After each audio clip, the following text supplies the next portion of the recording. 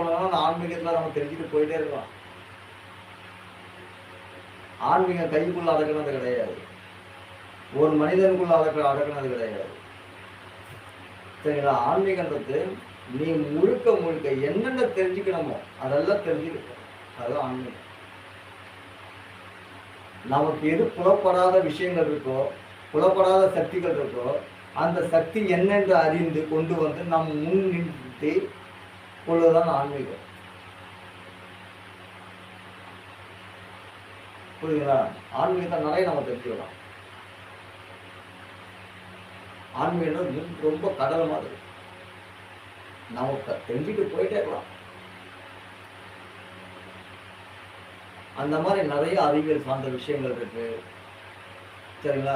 நான் உங்களுக்கு இந்த ரசவாதத்தை பற்றி இந்த பதிவில் போட்டிருக்கேன். நான் ஒரு குறிப்பிட்ட அளவுக்கு ஏதாவது தெரிந்த ரசவாதிகள் யாராவது இருந்தாலும் நாம் வந்து இந்த விவாதம் பண்ணலாம். என்னென்னா அவங்களுக்கு தெரிஞ்ச நிறைய விஷயங்கள் இருக்கும், அவங்க சில கேள்விகள் கேட்பாங்க, அந்த கேள்விக்கான விளக்கங்கள் நம்ம வந்து சொல்வதுனால அது வந்து நல்லா இருக்கும்.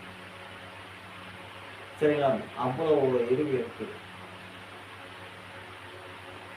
இந்த ஆன்மீகத்துக்குள்ள தான் எல்லாமே வரும். அது அரசியலாக இருக்கட்டும், அறிவியலாக இருக்கட்டும், வழிபாடாக இருக்கட்டும், அனைத்துமே ஆன்மீகத்துக்குள்ள தான் வரும். சரிங்களா? நிறைய இருக்கு. இன்னொன்று நான் உங்களுக்கு காட்டுறேன். இந்த பாருங்க, இது வந்து ஸ்தம்பன மணி. இந்த மணி பார்த்தீங்களா? மற்ற மணியெல்லாம் பார்த்தீங்கன்னா எப்படி இருக்குன்னு கேட்டீங்கன்னா வெள்ளையாக இருக்கும். இந்த மணிக்கு இந்த மணிக்கு வித்தியாசம் நிறைய இருக்கும். இந்த மணி பார்த்தீங்கன்னா ஸ்தம்பன மணி. சரிங்களா? இந்த ஸ்தம்பன மணி என்னன்னு கேட்டீங்கன்னா, எதனால ஏன் இந்த மணி வந்து ஸ்தம்பன மணி ஏன் கருப்பா இருக்குது, அதுக்கான நோக்கம் என்ன அப்படின்னு பார்த்தீங்கன்னா, இந்த மணிக்கு ஒரு நிமிஷம் பேட்டரி வந்து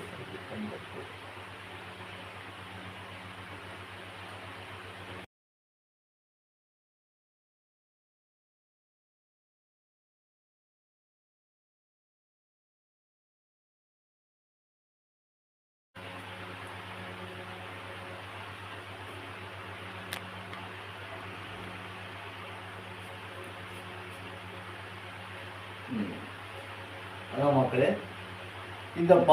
இந்த ரசமணியை பற்றி நான் உங்களுக்கு காமிக்கிறேன், பார்த்துங்க.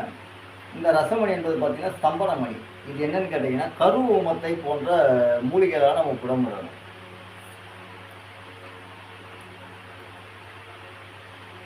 இது கருவமத்தை. இந்த கருவமத்தை கொண்டு இந்த மூலிகை புடமிட்டோம்னா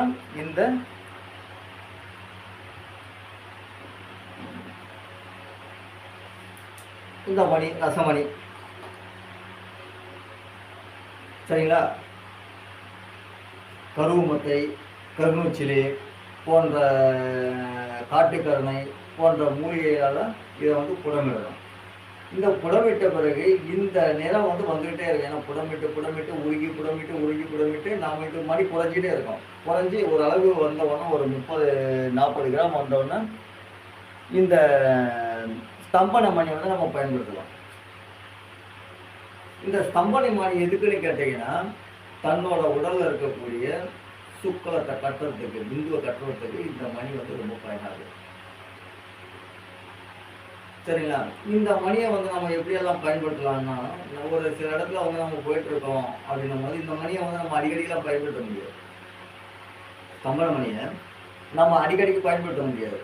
அது என்ன காரணம்னு கேட்டிங்கன்னா, இந்த ஸ்தம்பன மணிக்கு வந்து ரேடியேஷன் பவர் ஜாஸ்தி. ஏன்னா நிறைய புடமிட்டு அதிகமான சக்தி நமக்கு அதை கொடுத்துருக்கிறதுனால இந்த ரசமணி என்ன பண்ணணும்னு கேட்டிங்கன்னா, நாம் வந்துட்டு நம்ம ஒரு இடத்துல நம்ம உடல்லையோ நம்மளோட வாயிலையோ ஏதோ ஒரு இடத்துல வந்து நம்ம வச்சுருக்கோம் போது அது ஒரு ரேடியேஷன் பவர் அதிகம் கொடுக்கும். ஏன்னா அது வந்துட்டு ஒரு நாள், ஒரு மாதத்துக்கு ஒரு நாளோ அல்லது மாதத்துக்கு 2 நாளோ வந்து அதை பயன்படுத்தலாம். ஏன்னா அதோட தன்மையோட சக்திகள் அதிகம்ன்றதுனால நம்ம உடல்ல வந்து அதோட தேவையில்லாத மாற்றங்கள் வந்து ஏற்படுத்திடும். அதனால வந்து எப்போவாவது பயன்படுத்தணும். சரி, இதனால இந்த மணி வந்து நமக்கு நிறைய பயன் அளிக்கிறது, இதனால நமக்கு நிறைய நன்மைகள் இருக்கு, இதனால நம்ம நிறைய பயனடைகிறோம், அடிக்கடிக்கு நாம் அதை பயன்படுத்தணும்னா நம்ம உடலை இது வந்துட்டு பதட்டத்துக்குள்ள கொண்டு வரணும், தேவையில்லாத சிந்தனைக்கு கொண்டு போயிடும். சரிங்களா? அதனால வந்து எப்போவாவது பயன்படுது. ஏன்னா ஸ்தம்பனம் என்பது சுக்லத்தையும் மற்ற விஷயம்லாம் கட்டக்கூடிய மணி அது. அதனால இந்த ஸ்தம்பன மணியை வந்துட்டு, இந்த ஸ்தம்பன மணி அபூர்வ மணிகள் எல்லாமே எப்போவாது தான் பயன்படுத்த முடியும். ஏன்னா இந்த அபூர்வ மணிகள் எல்லாமே வந்து இதோட கட்டுப்பாட்டுக்குள்ள, இந்த பாருங்க இந்த அளவுக்குலாம் வராது. இதெல்லாம் பார்த்தீங்கன்னா 20 கிராம்குள்ள தான் இருக்கும். 15லேருந்து 20 கிராம்குள்ள இருக்கும். அந்த ஸ்தம்பனமாக இருக்கட்டும், ககனமணியாக இருக்கட்டும், இந்த மணிகள்ல என்ன மாதிரியான சக்திகளை கொடுக்கணும்னு கேட்டிங்கன்னா வந்து குறைஞ்சது அதோட மணியோட பவர் பார்த்தீங்கன்னா குறைஞ்சது நாம் 100 கிராம்ல இருந்து 60, 30 கிராம் வரையும் அதை கொண்டு வர முடியும். ஏன்னா அந்த மணியோட அளவு நம்ம 30 கிராம் தான் கொண்டு வரோம். ஏன்னா நம்ம 100 கிராம் நம்ம வந்து அந்த மணியை வந்து நம்ம இந்த மாதிரி இப்போ நான் சொன்ன பார்த்தீங்கன்னா இந்த மாதிரியான பாதரசத்தை திடமாக்கி நாம் வந்துட்டு ஆட்டம் பொழுது ஒரு 100 கிராம் இருக்குன்னு வச்சுக்கோங்க. இந்த மாதிரி நம்ம வந்துட்டு நம்ம கட்டுப்பாட்டுக்குள்ளே இந்த பாதரசத்தை கொண்டு வரும்போது எப்படி இருக்குன்னு கேட்டீங்கன்னா 100 கிராம் இருக்கும். இந்த 100 கிராம் நம்ம பாதரசத்தை போட என்ன ஆகும்னு கேட்டிங்கன்னா, புறம் விட என்ன ஆகும்னு கேட்டிங்கன்னா, இது குறைஞ்சிக்கிட்டே போயிடும். அளவு குறைஞ்சிக்கிட்டே போயிடும். அளவு குறைய என்ன ஆகும்னு கேட்டிங்கன்னா, என்னன்னா நம்ம புடமிடும் பொழுது இந்த புடத்தோட சாரமான இந்த இருக்கக்கூடிய ரசமெல்லாம் என்ன ஆகும்னு கேட்டிங்கன்னா, ஒரு சில ரசத்தை வந்து வெளியே அனுப்பிச்சிடும். அப்போ இது இன்னும் இருக்க ஆரம்பிச்சிடும்.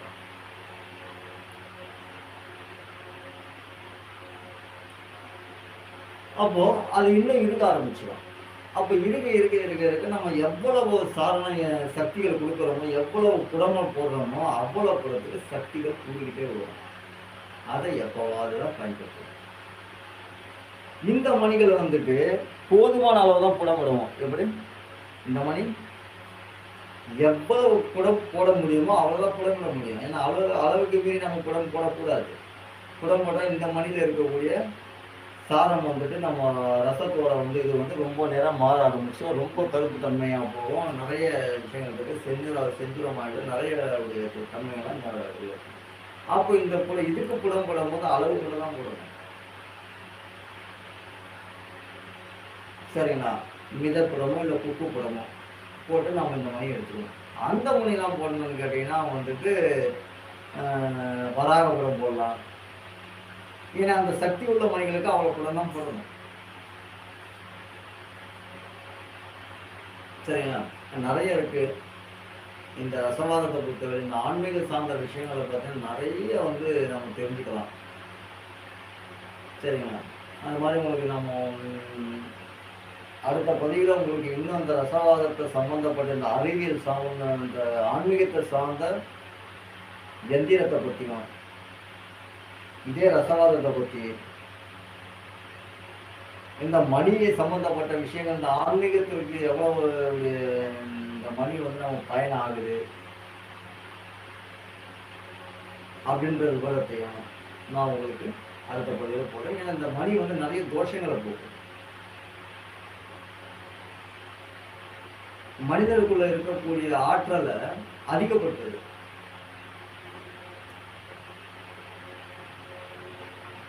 விந்து அணுக்களை கட்டுது, விந்து போகலாம். அப்போ நமக்கு உடல் நாடிகள் பலப்படும், நம்ம அறிவாற்றல் உதயமாகும்.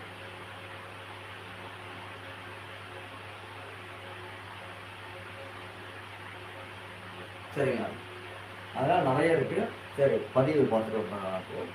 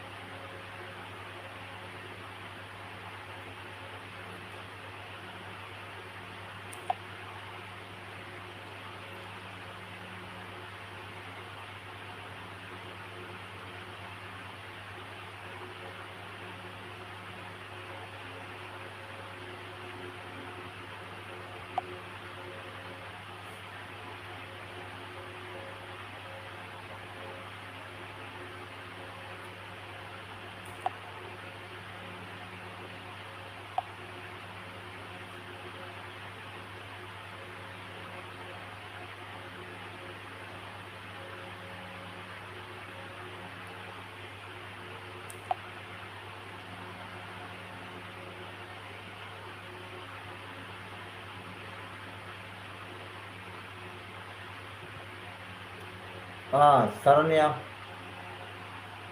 வணக்கம்.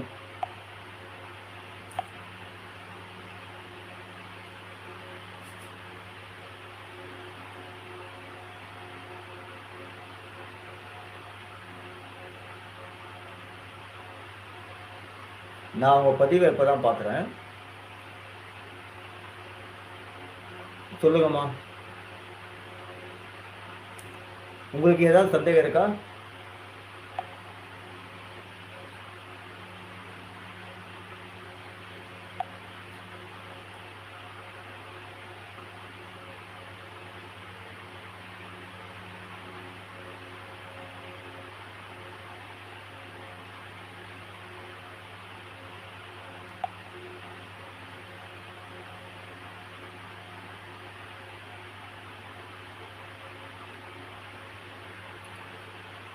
நீங்கள் சொன்ன அந்த குண்டலி சக்தி ஏற்கனவே நான் சொல்லியிருக்கேங்க. குண்டலி சக்தி இந்த ரசமணியை வந்து நீங்கள் கட்டினாலுமே அந்த குண்டலி சக்தி உங்களுக்கு விழிப்படைய ஆரம்பிச்சிடும். சரிங்களா?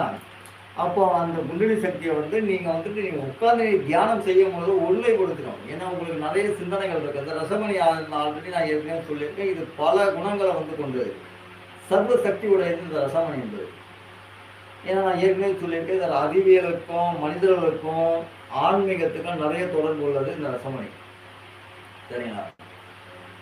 இது என்ன பண்ணணும்னு கேட்டீங்கன்னா வந்து தன்னோட மணி நம்ம வந்து கட்டிட்டு இருக்கும் போது நம்மளோட உடல்ல முதல்ல என்ன பண்ணுதுன்னு கேட்டீங்கன்னா நம்மளோட சுக்கலத்தை கட்டுறது தான் இதோட வேலை. அப்போ இந்த சுக்கலம் கட்டும்போது அந்த விந்து கட்டும்போது என்ன ஆகும்னு கேட்டால் நம்ம நாடிகளை வந்து முதல்ல சரி செய்யும். அந்த நாடிகள்லாம் சரி செய்யும் போது என்ன ஆகும்னு கேட்டீங்கன்னா இந்த சுக்கலத்துக்கு அவ்வளோ ஒரு சக்திகள் இருக்கு. அப்போ இந்த நாடிகள் கட்ட கட்ட என்ன ஆகும்னு கேட்டீங்கன்னா நம்ம உடல்ல இருக்க ஒரு பதட்டம் போகும், பயம் போகும். அப்போ பயம் பதட்டம் எல்லாம் போகுதும் மனது வந்து ஒருமைப்படுத்தும். நம்மளோட சக்திகள் பல மடங்கு இருக்கு. ஏன்னா பயம் இருந்தால் நமக்கு என்ன ஆகும்? நம்மளோட சிந்தனை நம்மகிட்ட இருக்காது, பதட்டம் இருந்துகிட்டே இருக்கும், தேடிட்டே இருந்துட்டு இருக்கும், ஏதோ ஒரு நம்ம டிஸ்டர்ப் பண்ணிகிட்டே இருக்கும். சரியா? தொந்தரவு பண்ணிக்கிட்டே இருக்கும் ஏதாவது ஒரு. அப்போ என்ன ஆகும்னா இந்த பதட்டத்தை நீக்கிறது இந்த ரசமணியோட வேலை. உடல்ல இருக்கக்கூடிய பதட்டத்தை நீக்குவதுதான் இந்த ரசமணியோட வேலை. இந்த ரசவாதத்தில் செய்யப்படுகிற ரசமணியோட வேலை.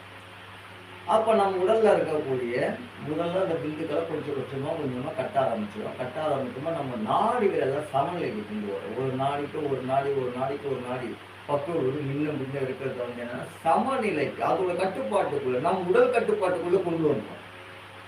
அது கட்டுப்பாட்டுக்குள்ள போகாது, நம் உடல் கட்டுப்பாட்டுக்குள்ள போடணும். நம் சிந்தனைக்குள்ள கட்டுப்பாட்டுக்குள்ள இந்த ரசமணி இந்த ஒரு நாடிகளை வந்து தன் பக்குவத்துக்கு கொண்டு வந்துடும். அப்போ பக்குவத்தை கொண்டு வரும் பொழுது நம் சிந்தனைக்குள்ள என்ன ஆகுங்கன்னா நம்மளோட இது நம்மளை வந்துட்டு தொந்தரவு செய்வது யாருக்குமே இல்லை, யாரும் கிடையாது. ஏன்னா நம்ம சிந்தனை நம்ம கட்டுப்பாட்டுக்குள்ள வந்துடுச்சு. நம்ம சுத்தம் வந்து நமக்கு வந்து கட்ட ஆரம்பிச்சிருது. நம்ம நாடிகள் நம் சொல்லுபடி கேட்குது.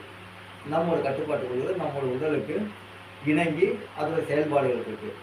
அப்படின்னு இருக்கும்போது என்ன ஆகும்னு கேட்டீங்கன்னா நம்ம தியானம் செய்யும் போது நம்மளோட குண்டலி சக்தி, நம்மளோட விந்து அணுக்கள் என்ன ஆகும்னு கேட்டீங்கன்னா நம்மளோட விழிப்புணர்வை கொண்டு நம்மளோட அறிவாற்றல ஞான சக்தியை பறக்க ஆரம்பிச்சு. சரி, அந்த ஞான கண்ணை உதயமாக ஆரம்பிச்சிடும். அப்போ திறப்பதற்கு வழி செய்கிறது. அப்போ அந்த குண்டலி சக்தி தன் கட்டுப்பாட்டுக்குள்ளேயே அது கொண்டு போய் அந்த ஞானத்தை உதயமாக்கி அந்த ஞான கண்ணை திறந்த பிறகு அது இயல்பான இடத்துக்கு நம்ம கொண்டு வரோம். சரியா? அப்போ அந்த சிந்தனைக்கு நம்ம கொண்டு வந்துருவோம். அப்போ இந்த சக்தி இந்த மணியாகப்பட்டது சித்தர்களுக்கு முதலில் பயன்படுத்துறது அதுக்கு தான் பயன்படுத்துறாங்க. தன் சக்தியை தன் கட்டுப்பாட்டுக்குள்ள கொண்டு வரணும். அப்போ நம் மூன்றாவது ஞானக்கண்ணை நம்ம உதயமாக்கும். ஏன்னா மூன்றாவது ஞானக்கண் தான் அறிவியல், ஆராய்ச்சி, கண்டுபிடிப்பது எல்லாமே. உண்மை நிலை அறிவது அது மூன்றாம் கண்ணு தான். சரிங்களா? அதுதான் விஞ்ஞானம்.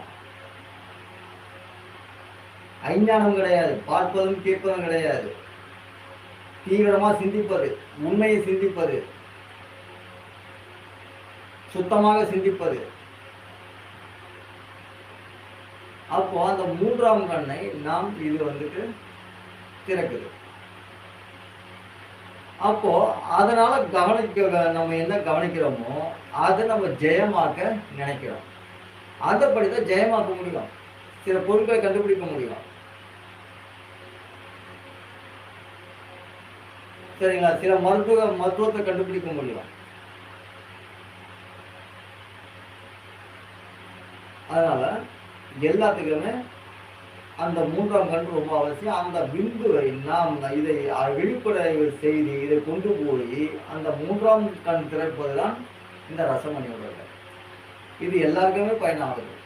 சரிங்களா? இந்த ஆன்மீகவாதிக்கு பயனாகும், துறவிகளுக்கு பயனாகும், சன்னியாசிக்கு பயனாகும், சம்சாரி மார்க்கத்தில் உள்ளவர்களுக்கு பயனாகும், துறவி மார்க்கத்தில் உள்ளவர்கள் பயனாகும், உத்தியோகம் செய்பவர்கள் பயனாகும், உழைப்பவர்கள் பயனாகும். சர்வத்துக்கும் இந்த ரசமணி பயனாகும். அவங்க பயன்படுத்தக்கூடிய முறைகள் தான் அவசியம். சரிங்களா? அவங்க எந்த முறையை பயன்படுத்தினாலும் அது பயனாகும்.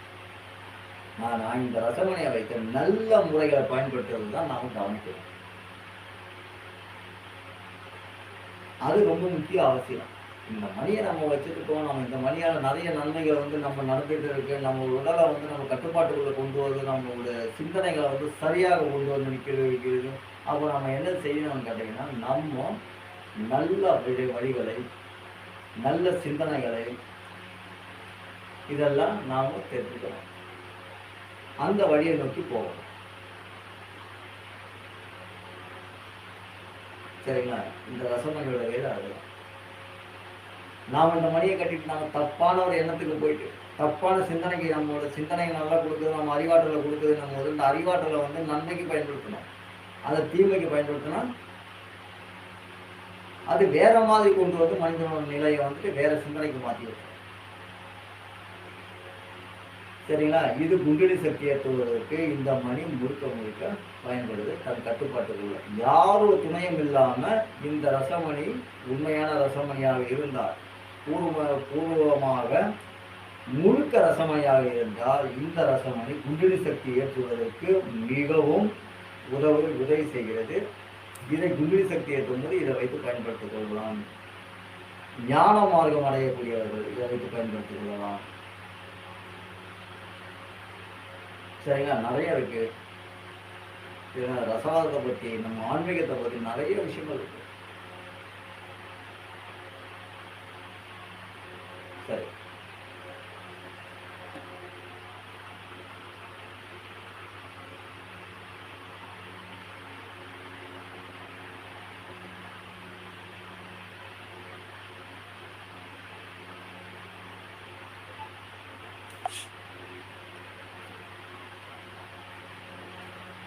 சரி மக்களே, இந்த பதிவு நான் பார்த்துறேன். இருக்கு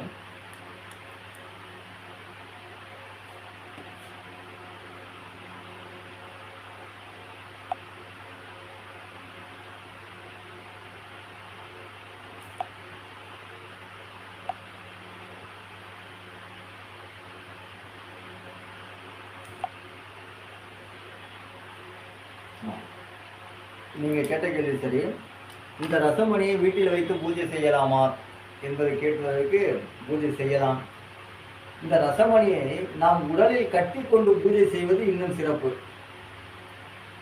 இப்போ நீங்க இந்த ரசமணி கட்டிட்டு இருக்கீங்க. இந்த ரசமணியை கட்டிட்டு இருக்கும் போது உங்களுக்கு அவங்க 1 மீட்டர் தொலைவில் யார் உங்களோட இருந்தாலும் அவங்களும் உங்களோட பாதுகாப்புக்குள்ள வந்துடுவாங்க. சரிங்களா? ஒரு விஷயத்துக்காக, ஏதோ ஒரு நன்மைக்காகவோ, சில உங்களுக்கு ஏதோ ஒரு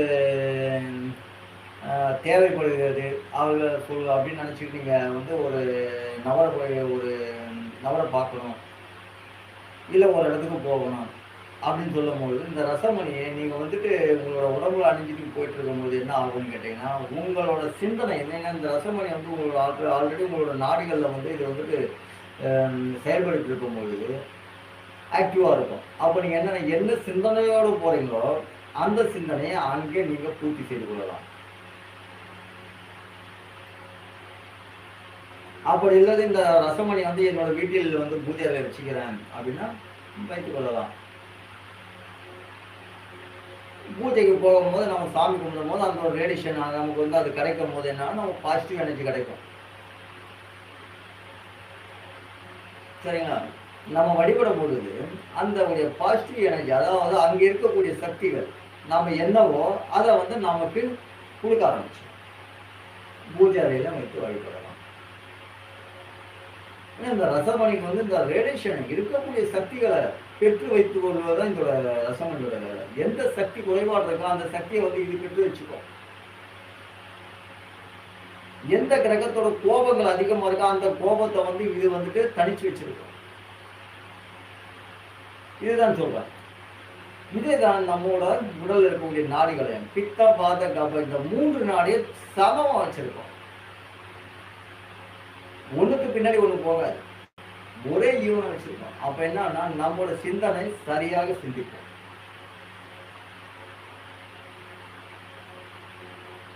கோபம் வரணும் அப்படின்னு நம்ம நினைச்சாதான் கோபம் வரது.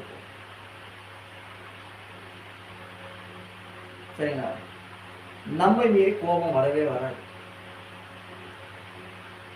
நாம என்ன நினைக்கிறோமோ, என்ன சிந்தனையை கொண்டு வரோமோ அதைதான் இந்த ரசமணி நம்மளோட நாடியிலிருந்து கொண்டு வருகிறது.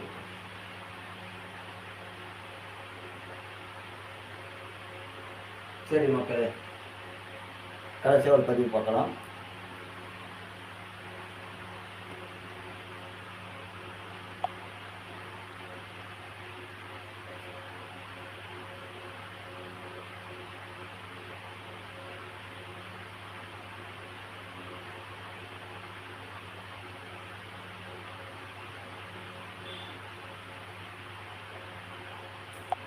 சரி, நீங்கள் கேட்ட கேள்வி சரி. இப்போ நான் புதிதாக வந்துட்டு பிஸ்னஸ் வந்து நீங்கள் தொடர்ந்து வைக்கிறீங்க, அதுக்கு எப்படி செயல்படுத்துவது அப்படின்னு நினைக்கிறீங்க. நான் ஏற்கனவே சொல்லியிருக்கேன், அதில் வந்து ஒன்றும் கிடையாது, பொது விஷயம் நான் சொல்லியிருக்கேன். இப்போ புதுசாக நீங்கள் பிஸ்னஸ் தொடங்கியிருக்கேன், அது நிறைய வழிமுறைகள் இருக்குது. ஏன்னா வந்து நான் உங்களுக்கு ரசமணியை பற்றி சொல்லியிருக்கேன் அப்படின்னும்பொழுது பார்த்தீங்கன்னா, இது வந்து உங்களோட சிந்தனையும் உங்களோட ஆற்றலை வந்து நீங்கள் இப்போ ஒரு நபரை பார்க்குறீங்க, ஒரு மார்க்கெட்டிங் போகிறீங்க, அங்கே வந்து ஒரு வியாபாரம் செய்யறதுக்காக போனீங்க, அந்த வியாபாரம் வந்துட்டு நீங்கள் கொண்டு வருவீங்க. ஆனால் இந்த மணி இருக்கும் போது உங்களோட சிந்தனையை வந்து சரி பண்ணி கொடுத்துரும், அவங்களோட ஞானத்துக்கு தகுந்த மாதிரி பேசுவீங்க, எல்லாமே வந்துட்டு உங்கள் கட்டுப்பாட்டுக்குள்ள கொண்டு வந்துடுவீங்க. ஆனால் நீங்கள் இருக்கக்கூடிய இடத்தை வந்து நீங்கள் கவனிக்கணும். ஏன்னா நீங்கள் இப்போ ரசமணி வச்சுருக்கீங்க, ஓகே, உங்களோட பாதுகாப்புக்கு உங்களை சார்ந்து இருக்கிறவங்க உங்களோட ஃபுல் பேச்சு கேட்பாங்க, நீங்கள் என்ன நினைக்கணும், என்ன செய்ய சொல்றீங்களோ அதெல்லாம் செய்வாங்க. ஆனால் நீங்கள் பிஸ்னஸ் தொடங்கி இருக்கக்கூடிய இடங்களை நீங்கள் முதல்ல கவனிக்கணும்.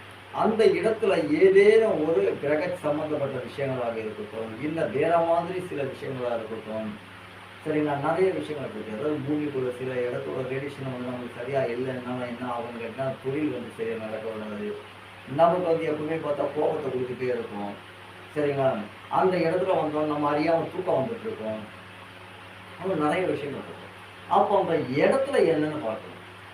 அந்த இடத்தோட மண்ணோட ரேடியேஷன் வந்து சரியாக இல்லை, அந்த மண்ணோட விஷத்தன்மைகள் வேற ஏதாவது கெட்டத்தன்மையான மண்ணாக இருந்ததுன்னா அந்த இடத்துல வந்து நமக்கு அதோடைய தன்மை வந்து வராது, ஆக்டிவ் இருக்காது. அப்போ வரக்கூடியவர்களுக்கு கூட அந்த ரேடியேஷன் என்ன ஆகும்னு கேட்டீங்கன்னா, அந்த மனதை வந்து கொஞ்சம் மாற்றி வேற இடத்துக்கு செல்லுது. அப்போ அங்கே என்ன பண்ணணும்னு கேட்டீங்கன்னா, முதல்ல வந்து பூமியில என்ன இருக்குன்னு பார்க்கணும், அங்கே இருக்கக்கூடிய இடத்துல என்ன இருக்கணும், சுற்றி என்ன இருக்குன்னு பார்க்கணும். சரி, அதுவும் இல்லைன்னும் போது என்ன ஆகணும்னு கேட்டீங்கன்னா, நம்ம சரி தற்காலிகமாக நாம் வந்து அந்த இடத்த வந்து காலி செய்ய முடியாது, இந்த இடத்துக்கு வந்து நிறைய நிறைய பணம் போட்டு ஆல்ரெடி நம்ம வந்து நிறைய இது பண்ணிட்டு இதுக்கு இன்னொரு இடம் பார்க்க முடியாதுன்னு என்ன பண்ணோம்னா, இந்த எந்திரங்கள், இந்த பிரமிடு, இந்த பிரமிடு என்ன பண்ணால் ஒரு சித்தர்கிட்ட கொண்டு போய் இல்லை ஒரு நல்லா ஒரு எழுதக்கூடிய சாமியார்கிட்டையோ இல்லை சித்தர்கிட்டையோ கொண்டு போய் நீங்கள் வந்து இந்த மாதிரியான நிலைகள் இருக்குது, எனக்கு அந்த எந்திரங்களோட ரேடியேஷனோட சக்திகள் வந்து எனக்கு வேணும், அந்த ரேடியேஷன் பவர் எனக்கு கிடைக்கணும், பாசிட்டிவ் எனர்ஜி வேணும்னு கூட அதை சொன்னீங்கன்னா அவங்க என்ன பண்ணுவாங்க, ஒரு எந்திரங்கள் வந்து எழுதி கொடுப்பாங்க. எழுதி கொடுக்கணும், அச்சடிச்சு கொடுத்து வாங்கிட்டு வந்து நீங்கள் வச்சிங்கன்னா அதை பலன் இருக்கமான்னு கேட்டால் அது கேள்விக்குறிகள் தான். அப்போது அந்த எந்திரங்கள் என்னவா இருக்கணும்னு கேட்டிங்கன்னா, எழுதி வாங்கணும். அதாவது அச்சரங்கள், அந்த சக்கரங்கள் வந்து அதில் வந்து எழுதிப்பாங்க. அந்த எழுதி அவங்களை ஒருமைப்படுத்தி அதுக்கான பூஜைகளோ அதுக்கான வழிகளை என்னவோ அதெல்லாம் செய்து அவங்க வந்து அந்த உருவேற்றி அந்த பூஜைக்கான வந்து சாபத்தை நிறைவேற்றி செய்து பிறகு அந்த எந்திரத்தை வாங்கி கொடுப்பாங்க. அந்த எந்திரத்தை வாங்கி உங்களோட சக்தி அந்த எந்திரம் என்ன பண்ணணும்னு கேட்டிங்கன்னா அந்த பிரமிடு என்ன பண்ணணும்னு கேட்டிங்கன்னா அங்கே இருக்கக்கூடிய ரேடிஷனை வந்துட்டு கலைச்சி விட்டுட்டே இருக்கும். அப்போ கலைச்சி விடும் பொழுது உங்களுக்கு அங்கே வந்து ஒரு அளவுக்கு எப்படி உங்களை வந்து சமாளிக்கக்கூடிய அளவுக்கு உங்களை நீங்கள் வந்து பாதுகாக்கக்கூடிய அளவுக்கு உங்களுக்கு அந்த வேலைகள் அந்த பிஸ்னஸ் வந்துட்டு வியாபாரம் நடக்கும். சரிங்களா? அந்த வியாபாரம் நடந்த பிறகு அங்கிருந்து நீங்க சம்பாதிக்கக்கூடிய பணத்தை இந்த இடத்துல இருந்து இன்னொரு இடத்துல ஏதாவது ஒரு இடத்த நீங்க வாங்கி அந்த இடத்துல வந்து சரியாக இருந்ததுன்னா அந்த இடத்துல வந்து நீங்க பிஸ்னஸ் வந்துட்டு கண்டினியூ பண்ணிக்கலாம், தொடர்ந்து அதை பயன்படுத்திக்கலாம். அப்போ அந்த இடத்துல இருக்க உங்களுக்கு நல்ல பிக்கப் ஆகும். சரிங்களா? நீங்க இடத்த பொறுத்து தான். சரிங்களா? அதுக்கு இந்த எந்திரத்தை வந்து நீங்க பயன்படுத்தி வச்சுக்கலாம். சரிங்களா? வேற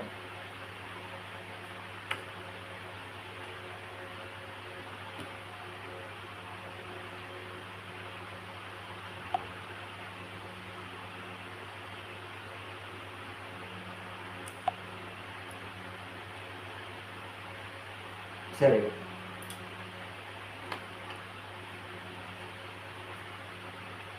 சரி மக்களே,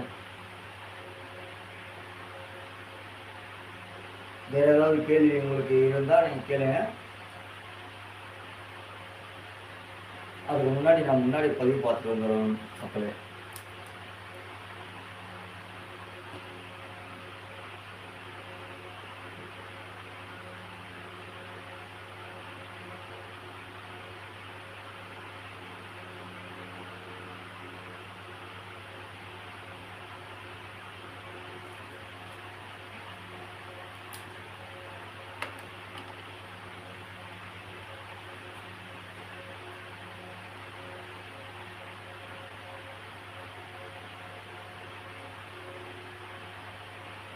உங்களுக்கு வேற ஏதாவது சந்தேகம் ஏதாவது இருந்தால் கேளுங்க மக்களே, நான் உங்களுக்கு வந்துட்டு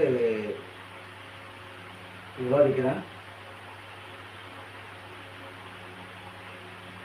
சரிங்களா? இதுதான் வந்துட்டு இருக்கு. அடுத்த பதிவில் வந்து உங்களுக்கு இந்த ரசமணி ரசவாதம் போன்ற பதிவுகளும் இந்த எந்திரத்தை சம்பந்தப்பட்ட பதிவுகளும் ஆன்மீக ஆராய்ச்சி போன்ற எந்த கேள்விக்கான இருந்தாலும் நான் உங்களுக்கு பதில் அளிக்கிறேன். நன்றி, வணக்கம்.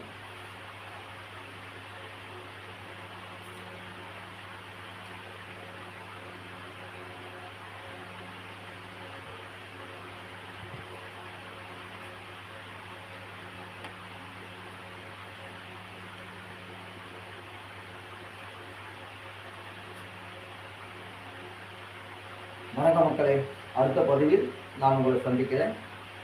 நன்றி, வணக்கம்.